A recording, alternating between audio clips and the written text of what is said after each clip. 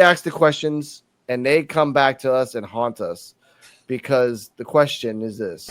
I want to know what's in this backpack. I don't. But I want to say the notes that Terrell put out there. Joining Oasis and delivered a personal vignette reflecting on his nomadic life. That's so cute that he said nomadic, and relentless pursuit of a shot in WWE. Okay, here's the reality of it. This guy was trying to and Cardi M said this. He's trying to romanticize homelessness. This isn't nomadic life. He literally said, you know how it is to buy the cheapest meal at McDonald's just to use the bathroom, to take a shower and clean yourself up. That means, okay, mind you, you have been working in ROW. You have been doing matches. That means you've been getting money in your hand. You choose to be a stingy motherfucker and go to, no, I know this now. I know this is now. He's not a nomad. He's a stingy homeless man. You know how much it costs to rent an apartment? Stingy homeless man. Yes. Guess what? You can go to Motel 6 and pay $30 and put a chair on the door and hope for your life that no one breaks in. That part, but you got $30. That part when he was like, "Oh, I can't even remember the last time I've been in a hotel." I'm like, "All right, you're selling this." Yeah, because he's too cheap. He doesn't want to go 4 ways on a hotel. It's $25 though. He reminds me of the guy from the Low Down Dirty Shame. That one that had a whole bunch of dollars, but only wanted to buy one rib. Shout out to Chris Rock. Chris Rock. Yes. He's a man with a dream. He's wrestling. He's going around the states. You know, he just doesn't have a home. He's stacking his paper up. That's what he's doing. Yeah, because all his money's in his fucking backpack, apparently. I hope it's not in the backpack. Yeah, I hope not. That would be funny though if they actually do a match where they open up the backpack and then like money flies everywhere, like just going crazy. Oh, God. So I love that shit. But either way, what are your thoughts, CeeJayWolfy and Terrell, on this? You call it nomadic. I call this homelessness. All right. What are you calling this guy? I don't know. It's a facade. It's something weird going on. Yeah. Like you just like you putting on something. What is you trying to put out here? Yeah. Still curious. What is it? Seriously, what isn't that bad though? Yeah.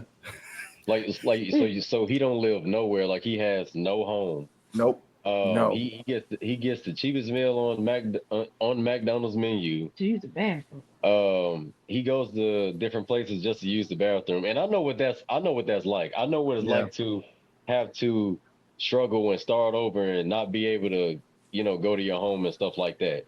I know exactly how that feels, but like. That wasn't my choice. With a smile on his face. I want to choose that. With a smile on his face. Yeah. He's like, I'm okay sleeping in train stations.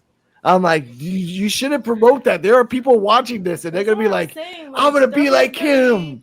This was just not it. It's nothing against Oasis. It's gonna turn out. He's got money. He's just doing it because he wants to do it. I was thinking about that. I was thinking that he must have, like, when he was a kid, he saw Raven and he idolized him, but didn't understand the assignment.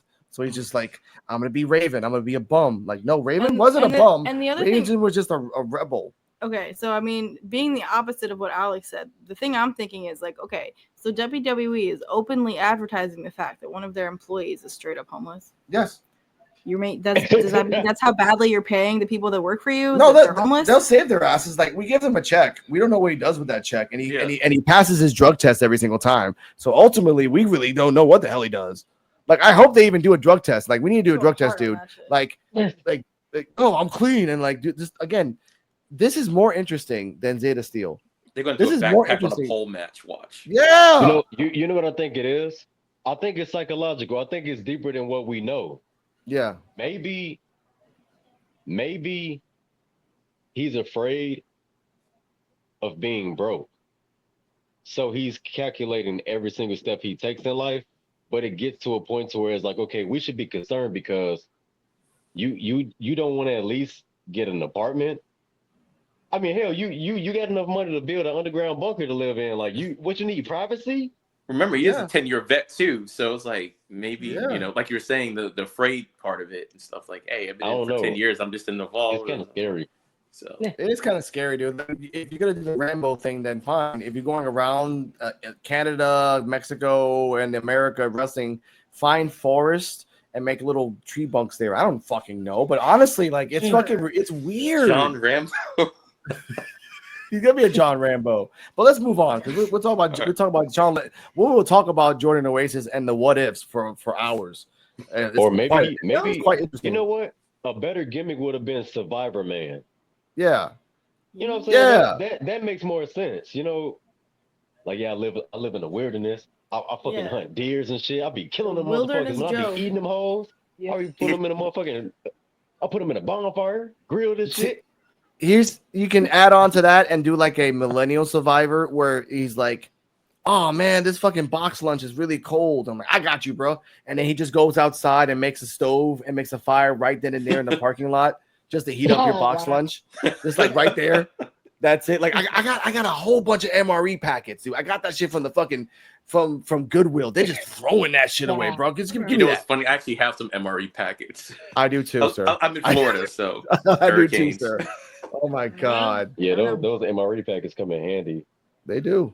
They do, but it tastes like shit. But let's talk about something else. Not tasting like shit, but tastes like good. One, that beefaroni one is good. That is good. That is good. That is good. The chili one, depending on when you got it, is good too. Yeah. But let's get to the main event, ladies and gentlemen. Wesley versus Cappuccino Jones. The pot is hot, and it's got the boil. And by the way, I totally forgot that we actually have a button for that.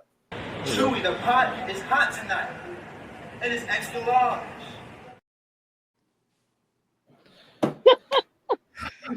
It's That's the law. He loves those.